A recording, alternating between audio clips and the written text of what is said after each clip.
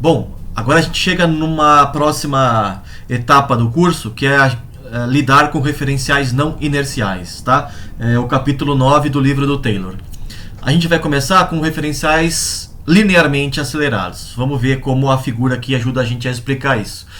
Em preto, a gente tem um sistema inercial S0. S0 é um referencial inercial com origem em O e 3 versores fixos, né, nas 3 direções do espaço, o I0, J0, K0.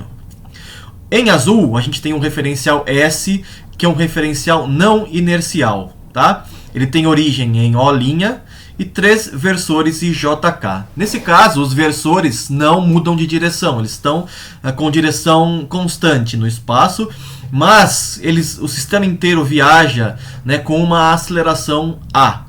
Tá? Então o ponto O', né, tem uma aceleração dada por A, mas a orientação IJK não muda no espaço. Isso é uma translação, né? O sistema S, o sistema não inercial S, viaja no espaço seguindo uma linha reta. Tudo bem? Ou seja, a distância O' vai aumentando ou diminuindo, né? Depende da direção em que a aceleração aponta. Mas a direção da aceleração é sempre a mesma, e é a direção dada por esse segmento de reta O'. Esse segmento de reta não muda no espaço, ele aumenta de comprimento, mas não de orientação, como visto de S0, né, ou visto de S, tanto faz, né? Esse versor S aqui, que é o versor na direção O', é um versor fixo em ambos os sistemas de coordenadas, tá? Ele tem módulo 1, né, óbvio, porque ele é um versor, mas a direção para que ele aponta é sempre a mesma, seja em qual o sistema de referência que a gente adote. S0, que é inercial, ou S, que é não inercial. Tudo bem? Vamos fazer, então, a contabilidade, né, ou uma maneira de a gente encontrar a aceleração de uma partícula de massa m em cada um dos referenciais, tá? Então aqui a gente tem a partícula de massa m, e I0 e J0 estão representados aqui, né, com origem no ponto O, que é fixo no espaço, ou que viaja com velocidade constante, né? A gente já viu isso, que referenciais inerciais não têm aceleração, mas eles podem estar em movimento com velocidade constante, né? E obviamente tem que ser em um movimento retilíneo uniforme, né? Essa partícula de massa m tem uma posição R0 no referencial S0, tá? Aqui eu não estou representando o eixo Z, né, só por simplicidade, né? Não é que seja um movimento plano, não. É só por conta de simplicidade na hora de desenhar e de enxergar a figura, tá? Então, repetindo, né, no referencial inercial S0, a partícula de massa m tem uma posição dada por R0, né? Ou seja, um x0, um y0 e um z0 que não está mostrado na figura. No referencial S, que é o referencial não inercial, que é esse daqui com os versores I e J e origem em O', a posição da partícula é essa daqui, R em azul. Tá? Então imagine que você está nesse referencial S não inercial, ou seja, né, você acompanha a partícula. Para você que está lá junto com a partícula, na nave, por exemplo, em que a partícula está, né, a partícula de massa m está e você também, você vê a posição da partícula como sendo R. Já alguém fixo na Terra, por exemplo, né, ou em algum lugar que seja um referencial inercial, tá? A Terra não é de verdade um referencial inercial, mas você pode aproximar em algumas condições. Vamos supor que a gente possa aproximar nesse caso, né? Alguém fixo aqui no referencial S0 vê a partícula na posição R0. Né? Qual é a relação entre R e R0? Bom, essa daqui, né? Somando vetorialmente o vetor que sai de O e vai para O', né? O vetor O', com o vetor R, a gente tem o vetor R0. É uma soma vetorial, né, de dois vetores. O vetor O' mais o vetor R, dando o vetor R0. Né? Agora vamos pensar na velocidade antes da aceleração. A velocidade da partícula em S0, né, que eu estou chamando aqui de V, é a derivada temporal de R0. Concorda? Se a posição em S0 é R0, a velocidade é R0 ponto. Né? Em S, no referencial não inercial, a velocidade é r ponto. Eu não estou dando nenhum outro nome para isso, tá? A velocidade da partícula no referencial inercial eu estou chamando de v. E no referencial inercial eu não estou dando um nome específico para isso, mas a gente sabe que tem que ser dada por r ponto, né? O r vetor ponto. Tudo bem? E a gente sabe, né, que a derivada r0 ponto tem relação com a derivada r ponto a partir dessa relação aqui, né? Derivando em relação ao tempo, a gente chega nessa condição. O' ponto é a velocidade do sistema não inercial. Tudo bem? É a taxa de variação da distância entre O e O', que a gente está pensando que é sempre na mesma direção, né? Como eu já tinha falado. Bom, vamos passar agora para aceleração, né? Em S0, a aceleração é o R0 dois pontos, que eu tô chamando de A aceleração A, tá? É a aceleração da partícula no referencial inercial. Tudo bem? E ela é dada pela derivada segunda de R0, que é a posição em relação ao tempo, né? Portanto, R0 dois pontos. Em S, a aceleração é R dois pontos, né? Assim como a velocidade era R ponto, a aceleração é R dois pontos. Da relação entre R0 e R, que é essa daqui, tá? A gente tem essa relação aqui. Tudo bem? Agora, R0 dois pontos é a aceleração, né, da partícula no referencial inercial. Mas o O' dois pontos é a aceleração do nosso sistema não inercial, né?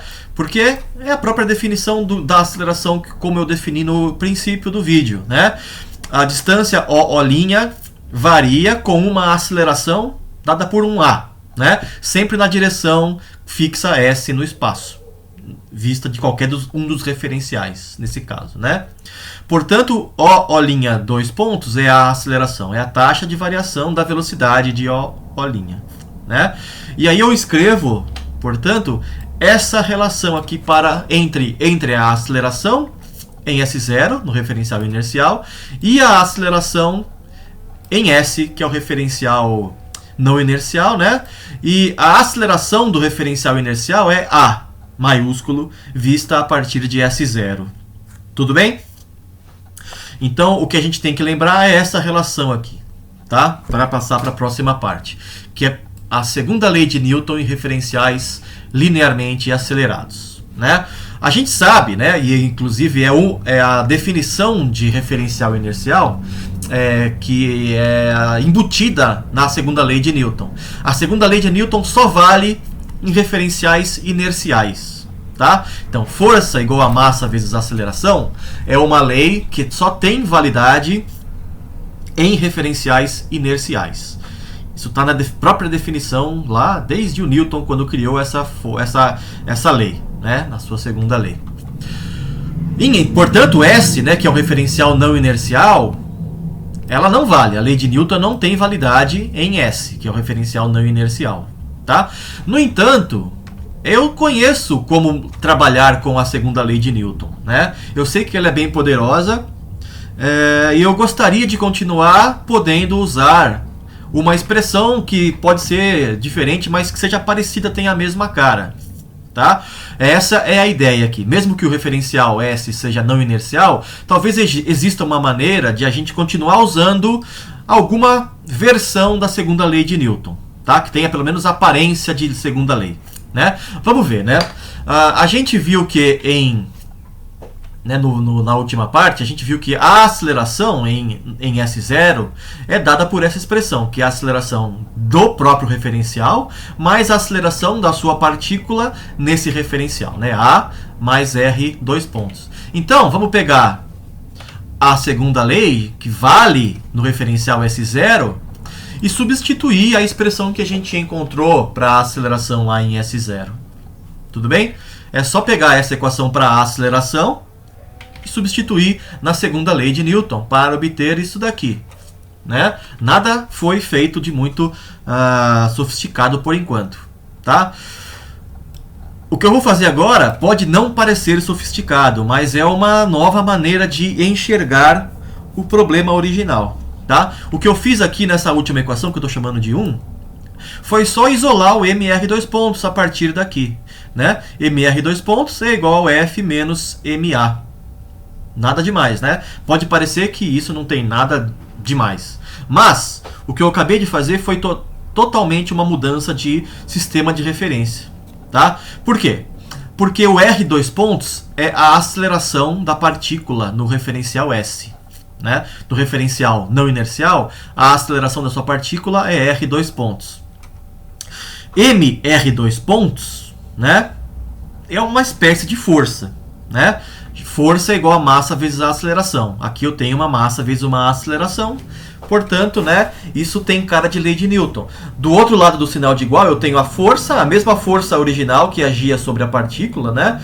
É a força F que eu estou chamando aqui, a força resultante de todas as forças aplicadas e forças de reação que agem sobre a partícula real, né, no referencial inercial, de forma que eu possa usar a lei de Newton, né, a segunda lei. Então, a força que está aqui é a força real. Perdão. É a força que realmente age sobre a partícula vista em S0, de forma que eu possa usar a segunda lei. Tá? Mas agora surge uma outra espécie de força, que se chama força de inércia. Tá? Ou força virtual, ou força fictícia, ou pseudoforça. Tá? De forma que eu consiga manter a aparência de lei de Newton para o referencial S, que está representado aqui, né? O referencial S está aqui, vai acompanhando a partícula, de certa maneira, né? Ou seja, ele está acelerado, com aceleração A, e visto de S, a partícula de massa M sente uma força F, que era a mesma força que ela sentia em S0, só que agora, aparentemente, existe uma outra força, dada por menos MA. E A é a aceleração do referencial. Tá?